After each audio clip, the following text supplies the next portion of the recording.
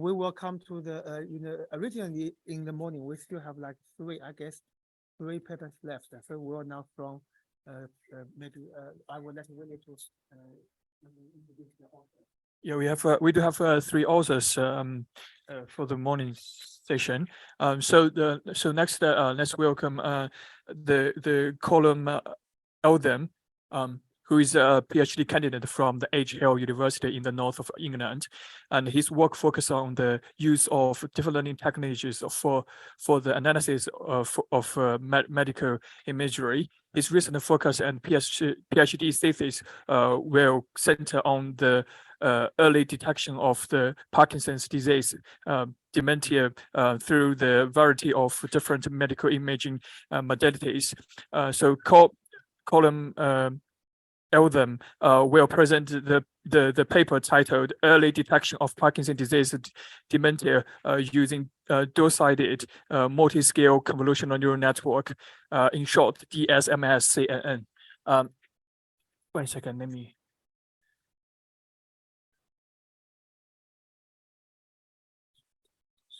Sorry, what is the paper made for? 417. It should be fine. Just wait. Yeah, we can use that. Here. I'll make this as brief as possible with everything being as delayed as we are, and the fact that I need to somehow get back to Liverpool within 3 hours. So a tiny bit of background that you're probably going to need to know. Some people might know, you might not. Parkinson's disease currently is now the fastest growing neurodegenerative condition in the world, with over 145,000 people in the UK with the condition, and you can experience symptoms including tremors, cramps, or difficulties with your speaking. But a fact that's slightly lesser known to some people will know, is that people who get Parkinson's are also at an extremely higher risk to develop dementia, which is known as Parkinson's disease dementia. And this can result mainly in a severe decline in your thinking and reasoning skills. Over 75% of people with Parkinson's are likely to develop Parkinson's disease dementia within 10 years of diagnosis, some even within the first 3 to 5 years. But currently, there is no clear-cut tests and guidelines to conclusively diagnose someone with PDD. So diagnosing and detecting the presence of the condition as early as possible is vital to ensure that quality of life can be maintained. Recently, one of the main methods that has been used to detect PDD in people with Parkinson's is the use specifically of MRI imaging, because certain structures within the brain have been found to have links to PDD that are easily viewable through the use of MRI. And a large amount of data is becoming available, mainly due to the work of the Michael J. Fox Foundation and the Parkinson's Progressive Markers Initiative. And that allows for the gathering of a lot of data that can be easily processed and usable in deep learning applications, which is an area that we managed to take advantage of.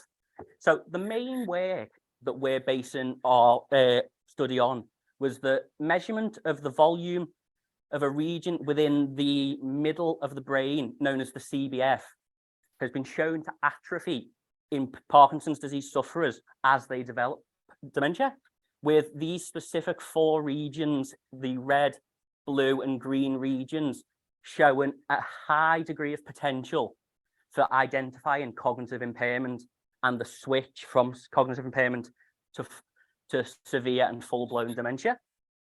So what is the main problem, though, with this work? Realistically, trying to distinguish the atrophy of brain tissue in T1 MRI images such as these is extremely difficult.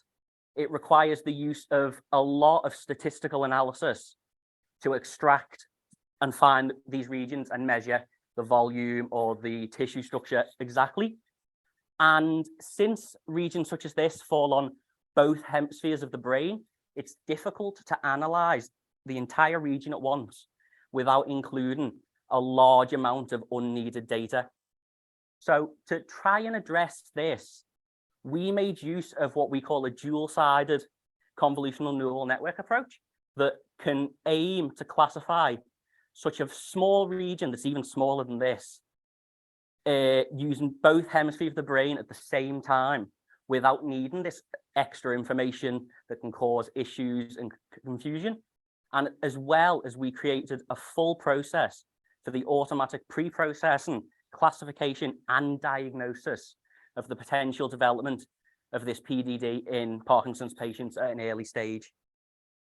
So all of the data, like I said earlier, was gathered from a multidisciplinary and multi-institutional study called the Parkinson's Progression Markers Initiative, which is spread out massively across the world and allows for a lot of variation in data. So from this, we were able, based on those who have the potential to develop dementia, could gather 250 available participants, which, using methods created by the PPMI study, were able to be categorized into either normal cognition or what we refer to as PDD, based on a set of cognitive assessment scores, with two of the examples being the Montreal Cognitive Assessment, I think I pronounced that right, and the Benton Judgment of Line Orientation Test. And from this, we were able to assign in total 166 participants to our two groups, which was evenly split, 83 to each group, to make sure representation was kept. And then we gathered baseline MRI scans at the earliest stage possible from each participant using this initiative. Because, like I said earlier, we were focusing on a small region in the middle of the brain, we focus on a region of interest that surrounds this region, but not directly extracting the region itself to allow for any surrounding information within a small region to keep its relevance and importance. But we then processed all of these images to normalize them to a standard space and remove any artifacts that could cause issue within deep learning. But at that point, we found that all the images, at least for our purpose, were at a very low resolution because of the quality of the scans available. So we made use of super resolution techniques to upscale our original image to about 8 times the resolution. And we were then able to extract our region of interest and split it into both hemispheres. So how did we actually analyze the data? Well, first, we made use of something that has been used a lot in other disciplines for analyzing small regions, called a multi-scale convolutional neural network. And this network, to analyze such small regions, is focused on the principle of analyzing the image at multiple different scales. In this case, it's full, half, and quarter resolution. And by analyzing at these smaller scales, it can allow for features that might have been missed at a singular scale to be detected. And then all 3 features are individually analyzed using a CNN and then combined to create a single feature map. And then, because, like I said, we make use of both hemispheres of the brain, we didn't just use one of these networks. We utilized 2 together to analyze both hemispheres together. And this lets us analyze individually the features from the left and the right hemispheres, and then make a combined decision against both without allowing for confusion between the 2. So you might be thinking to yourself, if the first one's so good, why do we need the second one? You'd be right, because so did we. So to check it, we did an ablation study where we wanted to determine how suitable our proposed method was. And we tested this using a single of the MSCNN model. That was the first item. We tested it against the left and the right hemispheres individually. So that would be if you split the model in half. And then on a combination of the 2. So that's including both the left and the right into the same training set.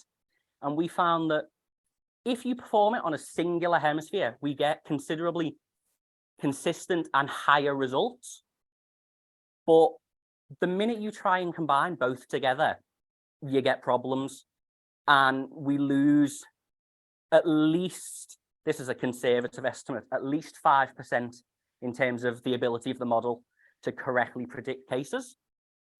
But once you then bring in a dual method where you're doing both of these procedures, but allowing them to learn the information they need alone, you can clearly see that our results begin to rise in terms of effectiveness. So once we decided that we knew this method seems to be the best, we performed our experiment. So we ran 5-fold cross-validation just to make sure our results were sound. We checked our validation against 20% of randomly selected data. So every single time we use different validation data, and then evaluated it against various state-of-the-art CNNs. The table of our images here might look a little bit confusing, but it's a bit easier to explain. Because we use the dual model, we need to have both the left and the right-hand side, which is what our model will be trained at, but all other models to allow for consistency are trained on this combined data set. Unfortunately, because we've chosen such a it's still quite a newer area in terms of deep learning at the least. There's not a lot of purpose-built models for comparison. So rather than trying to find maybe that one niche model that's been presented recently, we evaluated against the common state-of-the-art CNN architectures, and our model clearly outperforms, including the MSCNN model, all other comparison CNNs. This table's organized in terms of network depth. So the main reason we think that these results occur are for 2 points. Firstly, as I mentioned earlier, the analysis of both hemispheres together results in confusion, which isn't a thing when we analyze separately. And the use of such a shallow network in the case of our dual-sided network, because as we go through the table, network size decreases. It allows for much more effective extraction of features from such a small region compared to these deeper networks that tend to overfit and lose anywhere up to 40% of their performance. One consideration we do have to make from this point, though, is that the data we have is still very limited. So we know at the moment that it works in this case, but we will at some point have to consider extra analysis and more clinical adaptation. But at this earlier stage, our main conclusions at the moment are that analyzing smaller regions like this do have the potential to play an important role in preemptively identifying those who might develop dementia. We think we've shown that a dual-sided approach clearly shows when analyzing such distant regions that fall on both hemispheres shows its viability and performance by outperforming state-of-the-art CNNs by measures of up to 40%. But as I've just mentioned, we're largely limited due to the quality and availability of T1 medical imagery. Even though this study is the PPMI study is quite long and drawn out, the data is still in its early stages. So at the moment, all of our future work, we will need to acknowledge this limitation by conducting further analysis using alternative medical imaging modalities, as well as using our collaborations we have with NHS staff to check our results and gather on proper clinical data and gather more of this data. And I think that is my last slide. Yes, it is. I do just need to acknowledge the Health Research Institute in our university who did provide a large requirement of the funding. But that's it. Yep. So thank you very much for your wonderful presentation. Does anyone have any question? Okay, please.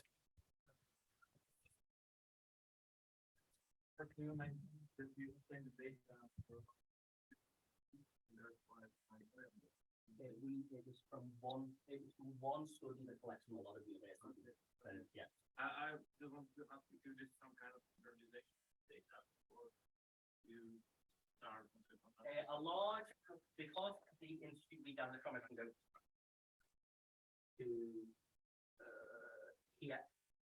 We gathered it from the PPMI data. So to begin with, there is a large amount of pre-processing requirements that are already fulfilled. All students had to follow a specific set of requirements. But when we also gathered our data, all images are gathered from a strict set of acquisition parameters. They're not, it was a big table. I thought it'd be a bit complex to involve, but every image was gathered from the roughly within the same variation of scanning and the same parameters for gathered itself. Okay. So when we are on this slide, maybe but how you can describe the region of interest? Is it Manila or? This region, if I can go, based on some of our collaborators, we already identified this region and we utilized a probability map to identify the exact location of the area, and then we just perform geometrical extraction on these things to get that exact area. Thanks. So does anyone have any other question? Okay, no question. Due to the time limited, we will move to the next one. Thank you very much.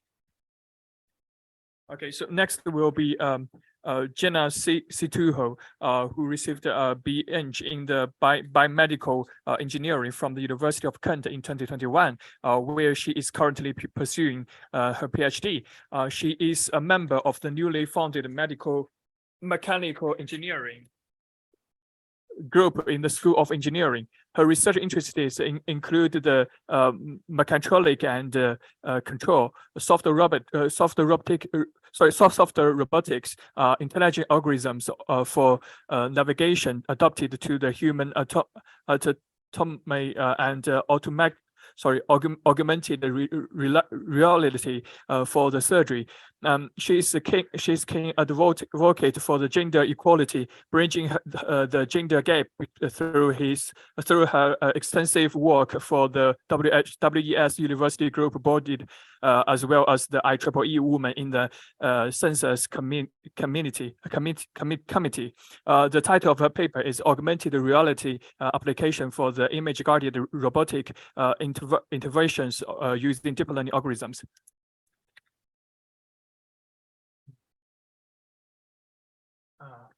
I need to stop sharing on.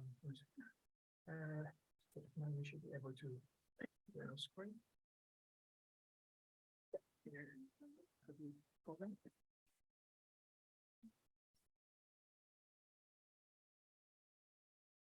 Okay.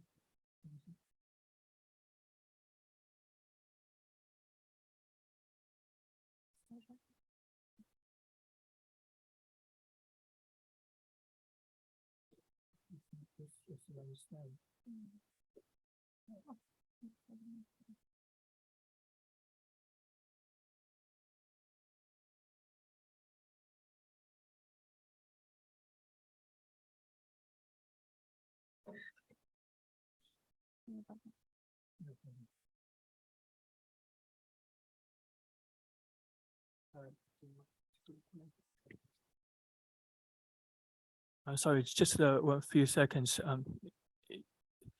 Got some technical issue.